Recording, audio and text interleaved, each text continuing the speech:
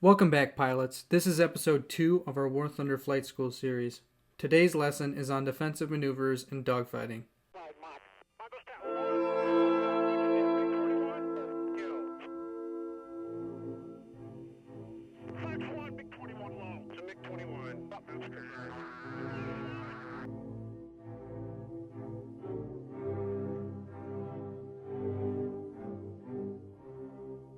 In simulator battles, there are plenty of ways that the enemy can threaten you, from radar missile attacks to surprise ambushes. A good pilot has all manner of defensive maneuvers in his arsenal in order to deal with the variety of threats.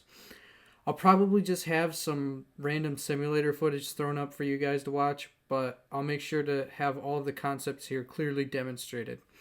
We'll start with evading radar missiles. If you're in a top tier match where opponents all have pulse Doppler radars, radar missiles are going to be a constant threat, and they're not easily decoyed. Defeating these missiles kinetically or dodging them is also not as easy as it is in realistic mode. Notching can be an effective strategy, but it is also deeply flawed. Unlike realistic mode, there are no markers for incoming missiles, so unless you've already visually identified the missile, dodging it is going to be nearly impossible. And if you are close enough to see the missile, it's probably too late to begin notching as well.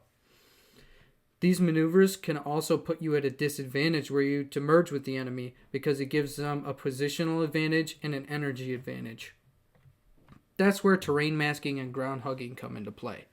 If you're flying in a hilly or mountainous area, putting terrain between you and the enemy is the best way to break a radar lock. If your objective is to run away or set up an ambush on them, that's also a great strategy because it allows you to remain hidden while you leave the area or wait to spring your trap. If you're flying over one of the many flat maps, ground hugging is basically your only option. This is where you fly very low to the ground, around 100 feet or less, in order to confuse the enemy radar. This usually isn't enough to break a lock, but it will trash the missile. You see how our radar believes the enemy is under the ground? This means that the missile will explode onto the ground rather than you. Doing this maneuver will also allow you to turn into your target and engage them with your own radar missile if they aren't flying low enough to evade it, or you could push them until you merged. Just remember to watch your altitude and not hit the ground as you turn. It's my opinion that ground hugging and terrain masking are the most effective methods of dodging radar missiles. That might seem obvious to some of you, but I'm still seeing far too many people dying to radar missiles to exclude this from the video.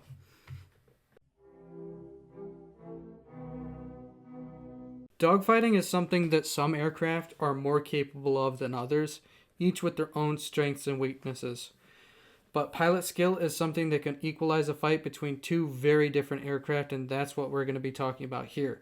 So whether you're in an A4E or an F-16, here are some things that you need to be able to do if you want to win a dogfight. The first and most important thing is to maintain sight of the enemy while you're maneuvering. You always need to maneuver in relation to your opponent, and you can't do that if you can't see him. You also can't see if he launches a missile at you either. So, if you lose sight of the enemy and you don't regain it quickly, a skilled opponent will make sure that you do not survive. Another thing to consider in a dogfight is your aircraft's speed and how it affects your ability to maneuver. Most aircraft, excluding delta wings, cannot pull high angles of attack at low speeds, or if they can, they're prone to stall, roll uncontrollably, and generally become difficult to control. Not only can this affect your ability to fight your opponent, opening up angles for them to become offensive, but dogfights also commonly occur at low altitudes. Pulling high AOA can cause you to lose control of your aircraft and crash into the ground, and pulling out of dives at low speeds may not be possible if you haven't prepared for it. Practice maneuvering your aircraft at low speeds in test flights. Push it to its limits to figure out how to recover control of the plane and make a habit of not pulling hard enough to cause instabilities and stalling.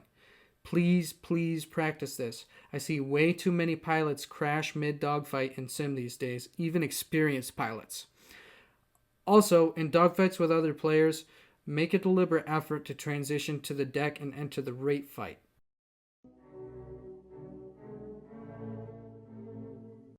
Speaking of rate fights, It's time to talk about rate fights versus radius fights. Rate fights, also known as two-circle fights, are where you and your opponent are chasing each other's tail, attempting to rate around the circle faster than the opponent in order to take an offensive position. This is achieved by flying at your aircraft's rate speeds, the speeds at which that it turns around the fastest. But basically, that means just don't come in too slow to be able to turn, and don't come in too fast to where you're blacking out. Pulling an aircraft into your HUD too soon in a rate fight can cause a reduction of speed, which puts you in a disadvantage, allowing the enemy to rate faster than you and gain the upper hand. Delta wing aircraft and those that have a tighter turning radius are also able to sit inside the turning circle of other planes, which can appear as though they're outrating you, but they're not. And this comes at the expense of speed, and eventually they will lose the rate fight as long as they don't manage to get their guns on target. Also, this type of fight usually happens when a dogfight transitions to the deck. Please forgive the low quality graphics. By the way, does anybody know a good free program that I can draw this in? Radius fights, also known as one-circle fights, are nose-to-nose fights where you attempt to make a tighter turn than your opponent so they come out in front of you.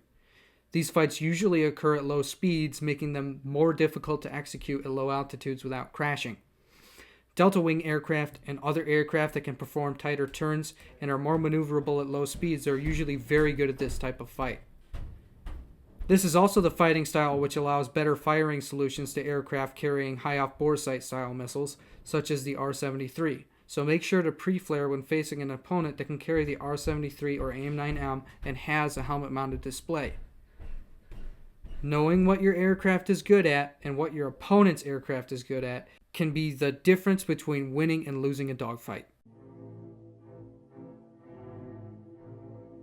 When you've taken an offensive position to the rear of an enemy, they may perform dramatic maneuvers to bleed speed while dodging your guns, bringing you in closer so that you'll overshoot your target and come out in front of them.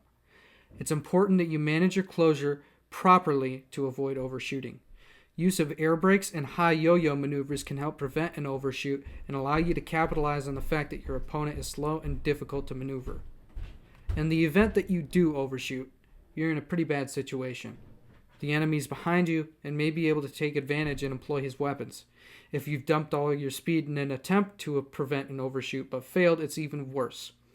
If you know you're going to overshoot, it's best not to dump all of your speed, turning or braking, but go vertical instead. This only works if the difference in speeds prevents your enemy from following you. That's it for today's video. If you found this useful, leave a like and comment, and subscribe for more videos in the series. Next week's topic will be radar and radar missiles. Goodbye.